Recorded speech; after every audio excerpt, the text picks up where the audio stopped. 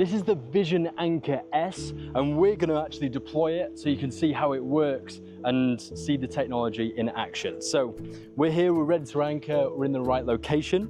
And so we bring the anchor slightly down, just below surface level. And then using this device here, I can just chuck this overboard, and that's going to go down directly above the anchor to show us where it lays. So I'm now dropping the anchor. You can see the buoy there. That's going to show us exactly where the actual anchor is laying. So not where the chain is, not where the boat is, but directly above the anchor.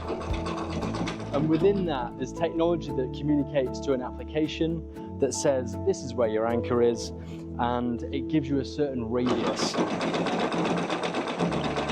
So at any point, once the anchor's set, I know if the anchor's moved, say from a 5-meter radius, and that can go right up to a 20-meter radius. So there's a bit of, at your discretion, you can increase that radius or reduce it, depending on how sensitive it is.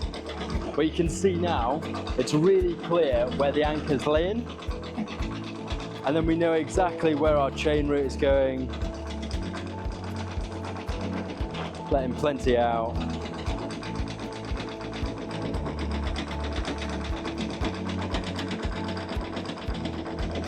And so you can imagine if that buoy wasn't there, then you don't actually know exactly where your anchor is or where it's going to be. But with that visual reference, you know exactly where it is. You know your distance in between.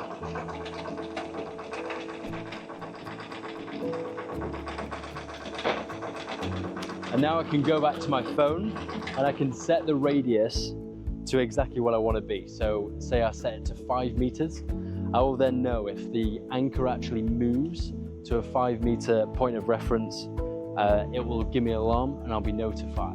And that's significantly better than the boat, because the boat can just change with a change of wind direction. And so rather than focusing on the boat's location, we're really focusing on the data from the anchor's location.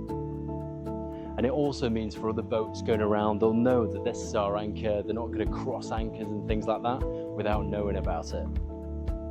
So it's a really, really clever piece of kit. It's easy to use. They've really focused on that user experience and a good understanding of what boaters actually have on their exposure. So you might have to charge the device. It can charge on 12 volts. You don't need mains because you're not likely to have them on board a boat. So it's really focused on what the boater needs, what the skipper needs, so you can sleep in peace when you're anchored out on your mooring.